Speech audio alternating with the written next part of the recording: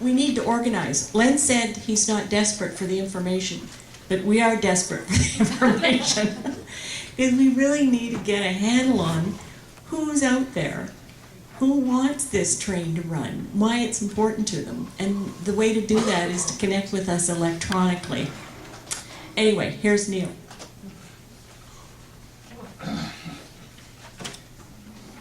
Hello. I was asked to say a few words on behalf of the Trout Lake people. And so I took a week off of moose hunting, and I thought it was worth it. I thought it was worth it to do it, and but I'll try to expedite this as quickly as possible because we do have a lot of other things on the agenda here.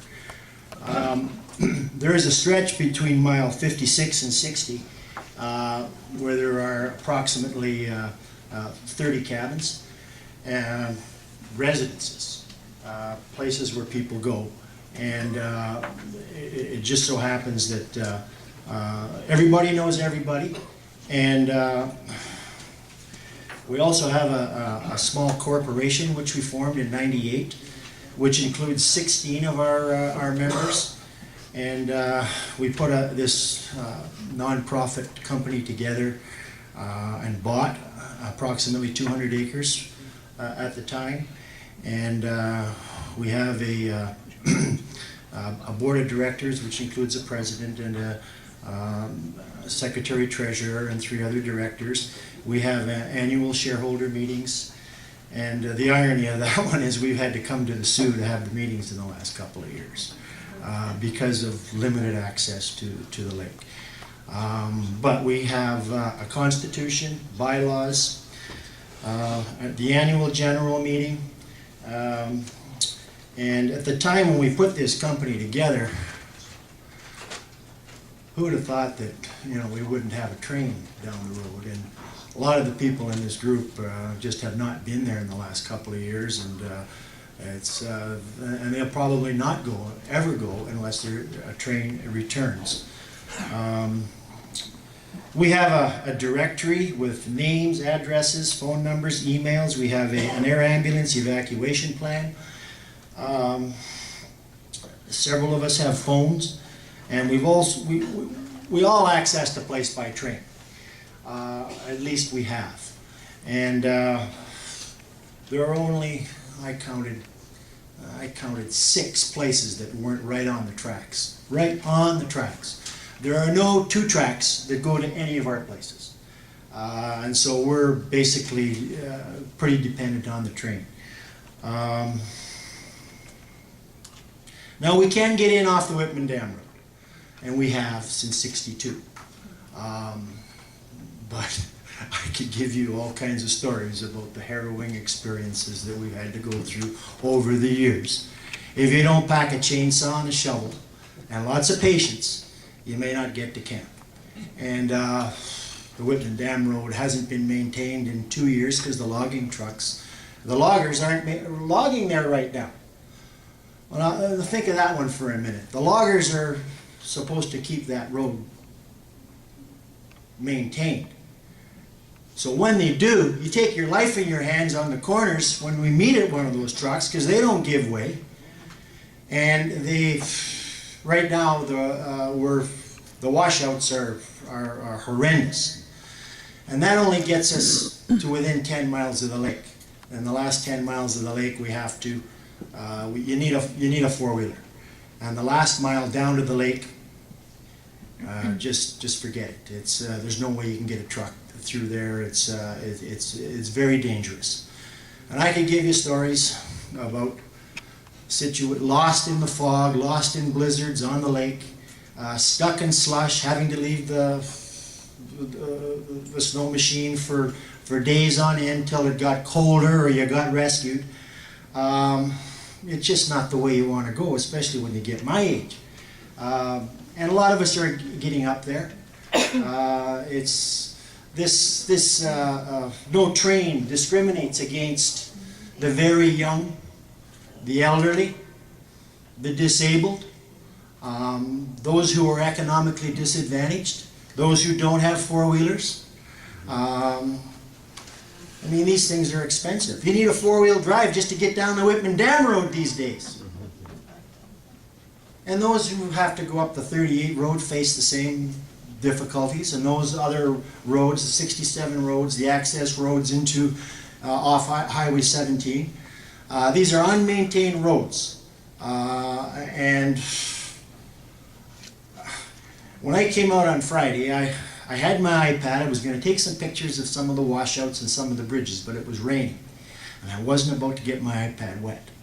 But we need to actually get pictures and movies, videos of what we have to deal with, so that Garneau isn't stuck in outer space.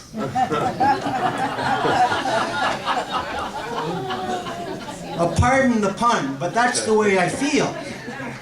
You know, the guy's out there. I mean, well, how is he helping us? And Sheehan, like, you know, thank God somebody said something about some funding today. Otherwise, I'd have teed off on him right now as well. I mean, my wife and I went to the advance polls to vote for the guy, hoping that we'd have, because of this train, this is my hot button issue. He hasn't done squat, I think. He hasn't helped us. He needs to get off his butt and help us out here. He's our guy. We voted him in. Come on, let's do your thing, Terry. I mean, I remember him making a promise here at City Hall. How come there's no train? That's exactly how he went. How come there's no train? Yeah, Terry, how come there's no train? I can get into camp, okay, with my four-wheeler, and I've helped a few of my friends, my lifelong friends, get down to the lake. But it's not the sort of, that's getting old. It's getting old fast. It's dangerous. It's very dangerous. I mean, I could tell you stories that, you know, I'm a little harder than some people because I've done this all my life. But nobody took the train more than I did in the last 2 years. I'd run 3 and 4 freebies on that train because I was attending a lot of these meetings and I was coming back and forth a lot. The train's a nice fix. It really is. It's especially for those of us who are getting a little bit older, and I mean, the place is like a ghost town these days because people just aren't coming to camp. They aren't coming to the place. I spend 8 months a year there, if not 9 months. I am a resident there. I live there.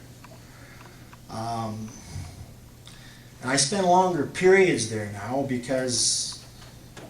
only because my wife brings me my supplies on weekends. If she didn't help me out, I wouldn't be able to spend that time there.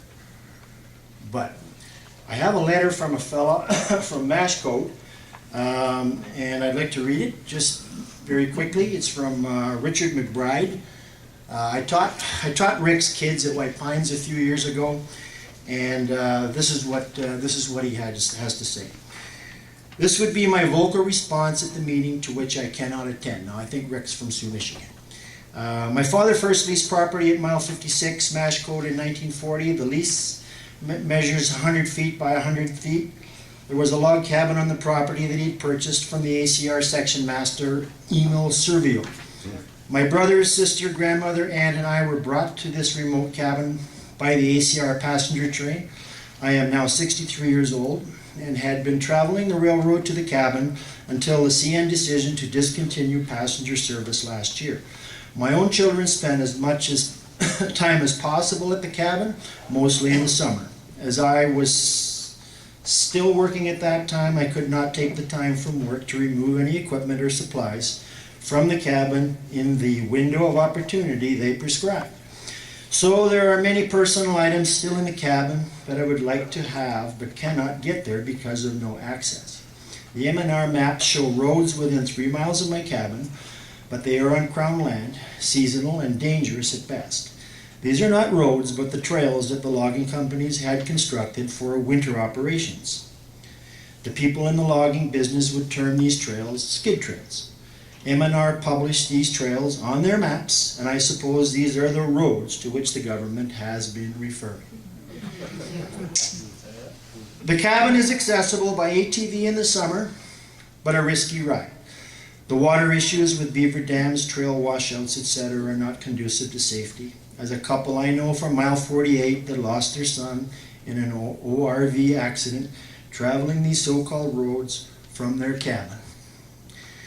I was taught by my father about nature and much about life at this cabin. He taught me how to respect nature, to hunt, to fish, and the basics of maintaining a 40-year-old cabin. The cabin is now nearly 80 years old. My wife and I taught our 3 children the same lessons as my father did me. I am wishing this deal goes through so our grandchildren can experience the same as the previous 2 generations were able to. I realize it is personal for me, but I pity the business owners that are caught in the quagmire. Their businesses are at risk, let alone the spin-off dollars spent in relation to this railroad. Thank you for your attention. Richard and Mary Beth McBride. So he echoes a lot of the feelings of a lot of us here. This is a letter from a fellow who just couldn't make it tonight.